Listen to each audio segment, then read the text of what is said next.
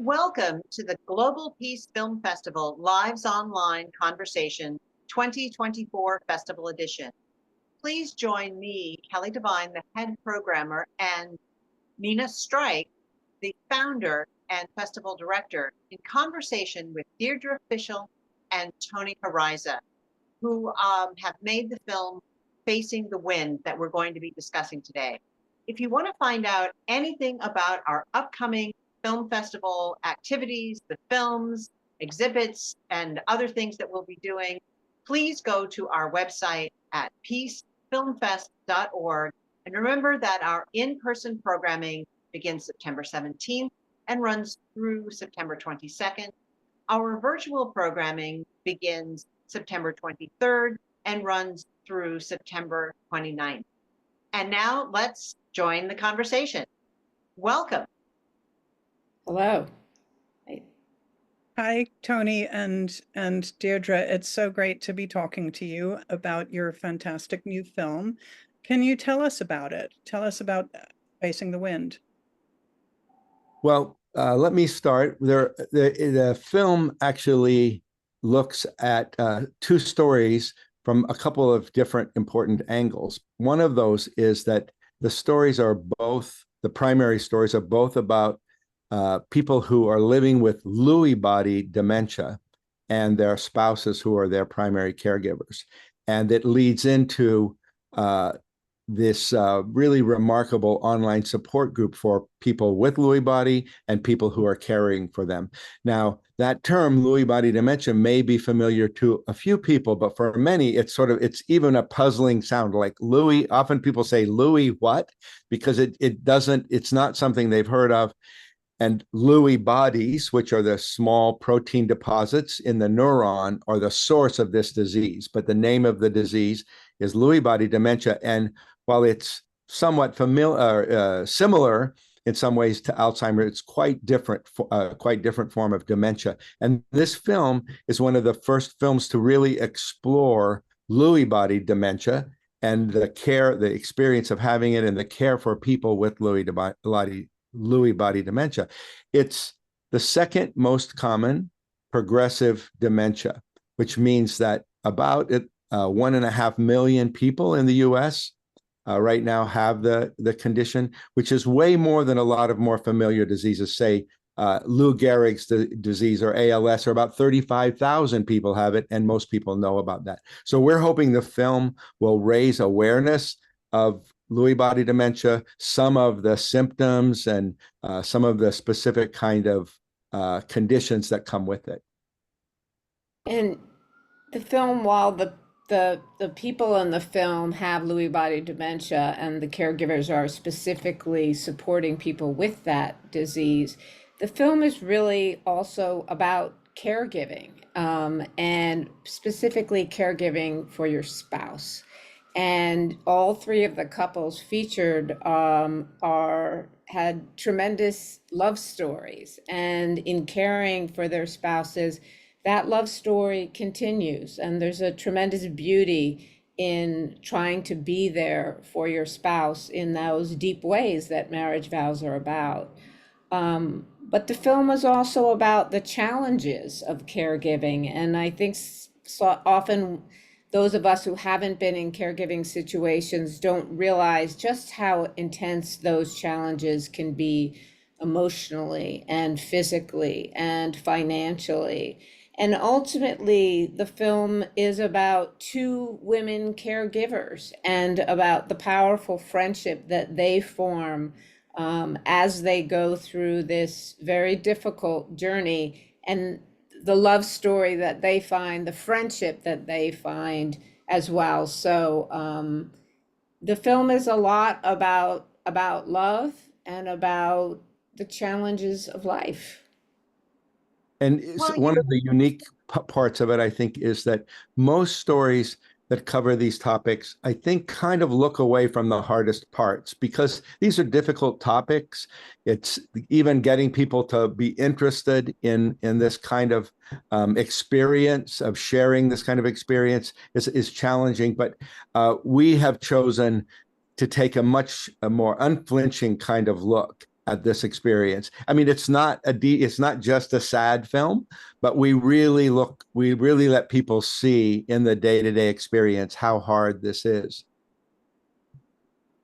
Well, Deirdre and Tony, we were so fortunate as festival to have programmed your previous film, Care, which also does, a rather respectful but unflinching job of capturing the care, another aspect of caregiving. And so I was wondering, how, is this part of a broader plan to go from Care to Facing the Wind? Is that, how did you decide, to take on this particular story? How did you find out about it? Well, there are a couple of origin points. One, a personal one, but it preceded making a film about it, is my sister. I'm one of 8 children, and one of my older sisters cared for her husband with Parkinson's and Lewy body dementia, mostly by herself, and in retrospect, in a way that most of my family didn't really understand, like had no real idea of what a toll it was taking on her. So that was in the background. Deirdre and I had been talking, and we had an interview with some people in New York about dementia and new ideas about caring for dementia. And so that set kind of a stage for the next thing that happened. I'll let Deirdre talk about it. Yeah, well, we met some people who were really kind of encouraged us to make a film about Lewy body dementia, because it is so prevalent and yet so widely unknown. And I think that once we met some people, we met some characters, and they were going on, a couple was going on a road trip. And the goal was, they were in this support group, and the man had Lewy body dementia, she was a caregiver, and they were on a road trip to meet other folks, other people in that situation. And it sort of happened very quickly, because we were like, okay, we want to be on that road trip. And very quickly, we sort of got the crew together and started on that road trip with them. I mean, the story changed a lot from the one that we thought we were going to tell, which is the beauty and the terror of documentary filmmaking, as most documentary filmmakers can tell you, particularly when you're approaching it the way we did, which was, we wanted to tell, we want to follow in this very kind of observational way what was happening. And as the story changed, we felt compelled to go with it. And I think what changed was that we thought it would just be really about Lewy body dementia.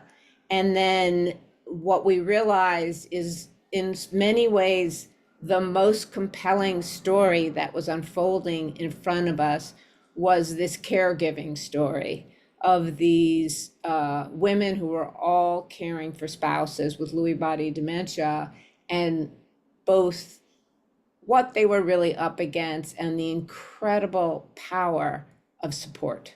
So that's the beauty. And I think it was a ride that these folks were very open and brave to let us go on. And we just really rode that journey with them until, we got to the end. And yeah, I think it's important to say this isn't a kind of scientific exploration of this disease. It's a story film that's embedded in this experience. So it's an introduction, and we hope that we'll have a lot of opportunities after the film to talk in more detail about the condition. This is really much more about a kind of universal story about first of all, this difficulty of this kind of caregiving, but then how mutual support can really lift people out of difficult situations and reinforce their resilience. And so this is about both an online support group, and then even more specifically, 2 people who become particularly pillars of support for each other, and the way they get, and the idea that you can come through this kind of experience as, whole and with life to live, because I think there are moments when you can sink into a kind of despair when you're in these caregiving situations. Well, considering that you have first examined the very unusual, in a sense, relationship in care that of employer and employee, all of those tensions, all of the policy that does or does not, help with that, the labor issues, and then this really looking at that in how that most intimate relationship, that story of love evolves over, dealing with this disease and what it does. Where do you find yourself in terms of stepping back and thinking about what you hope people will take away from seeing these films? Well, one thing we hope is that people who see both the kind of isolation that is one of the hardest parts of this caregiving, and then see how friend and family support is necessary and helpful, will not disappear, because there's a little bit of a tendency for people, once these diseases, I think brain diseases in general, occur in a family structure, it gets harder and harder for people to show up. And they don't know what to do. They don't know how to engage. The person who needs help can't really figure out what to ask for. So one of the messages is just keep showing up, because your presence and, just that kind of support is essential to helping the person who is the primary caregiver. So that's one lesson. And I guess it's that caregiving is sort of such an integral part of life. It's what all of us will either need care or become a caregiver. And I think there's a real beauty in care that is, and a value in it that our society doesn't tend to give, because caregiving doesn't make money. It's very it can be very home based. And I think that with this next generation, we need to really embrace care as like something that's going to happen from birth to death. And it is an integral part of being alive. And it's not easy, but it's deeply, deeply human and needs to be valued.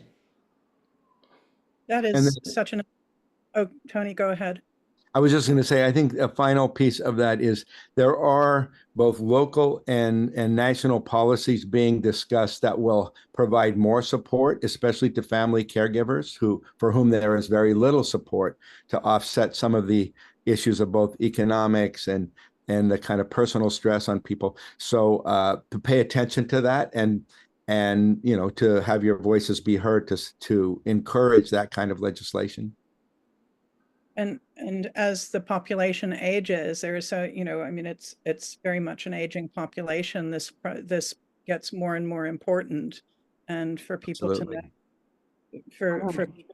to know that there are resources out there. And so anyway, the Global Peace Film Festival, we're about making an impact with the films that we show and supporting impact campaigns of the films that we program in the festival.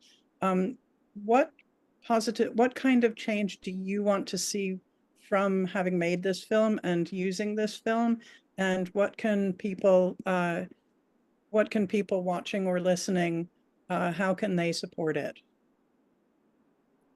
Well, we're just getting started and seeing what kind of a impact campaign that we can launch. We've actually had some really strong encouragement recently from some major national organizations that we see the possibility of a national tour, maybe as much as a 20-city tour with the film. We think there's going to be broadcast and as well as other potential venues. So spreading the word about the film, so when it is available to be seen, is certainly just a beginning step. Word of mouth is one of the strongest encouragements, for people to search out and to find a piece of media like this. So I would say that's a first thing that we'd like to see happen. This is very early in our distribution. So go ahead. If you're a professor or work in a community situation, you might want to use the film for educational purposes. We're going to have our educational distribution through Good Docs, which you can find online. And awareness is the first step, I think, in many of these kind of circumstances to change, right? The first step is people have to be aware, in this case, of this condition. And so having more people be aware of Lewy body dementia, its connection with Parkinson's. And then, because in the film, at the very end, one of the doctors says this really over the credits, but nobody will provide funding for research about a disease that no one's heard of. So the more people, like there has to be a national sense of importance that, to promote research overall about dementia, but Alzheimer's at this point takes the huge share of that kind of research dollars. So we're hoping that Lewy body dementia will get more visible, and we'll have some real progress in terms of research and diagnosis and treatment, which is still really lagging behind other diseases.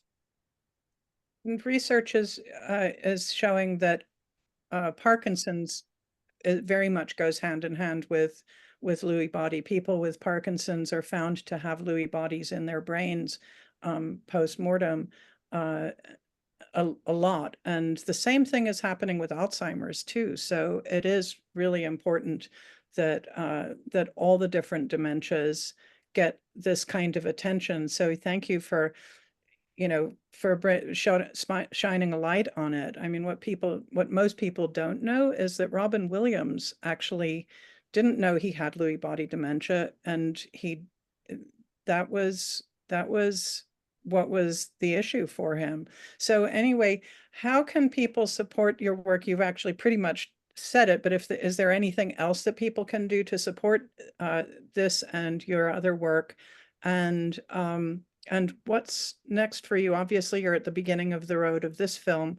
What's on the horizon? Well, I think one broad thing people can do is talk about this, that there's an aversion and a fear, and it's people just don't want to look at this issue of dementia.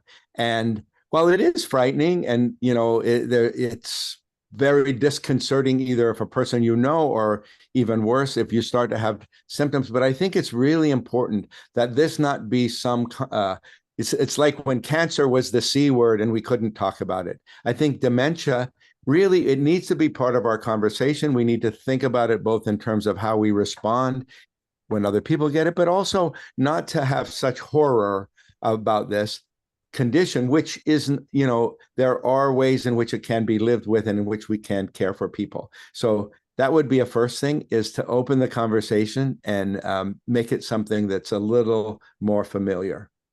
Yeah, which we are really hoping this film will play a part in that. And well, I am very dedicated to our outreach campaign, of which we're just at the beginning, but I am actually going on my first shoot tomorrow for a film that's wildly different. After doing 2 films about care and 1 film about women in policing in the Minneapolis Police Department, of all the departments, I am doing a film on older women and sexuality, lifting the lives of older women, showing how amazing, irreverent, and vibrant they are, and also pushing against the pervasive ageism that women face. So I see it as a social issue film, but I also see it as a celebration.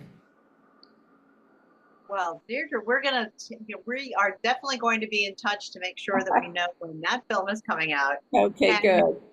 And thank you both for talking to us about Facing the Wind, because you do bring such a sense of love, throughout this entire film, that I think when people see it, they are really going to be touched, and it's going to help them to, Tony, as you had said, start to incorporate discussions about this, because your depiction of the love that's involved will help them bridge that fear that they have about talking about it. Thank you Thank so you very much for having us. You're welcome. And so thank you to everyone who watched today's Glow. You've been talking with Deirdre Fishel and Tony Heriza. You can find out more information and support their work by going to facingthewind.com. That's facingthewind.com. And of course, we are forward to our upcoming September event. Our in-person programming begins September 17th through the 22nd, and our virtual programming begins September 23rd and ends on the 29th. Find out more information by going to peacefilmfest.org. Thank you, and we'll see you at the next Glow.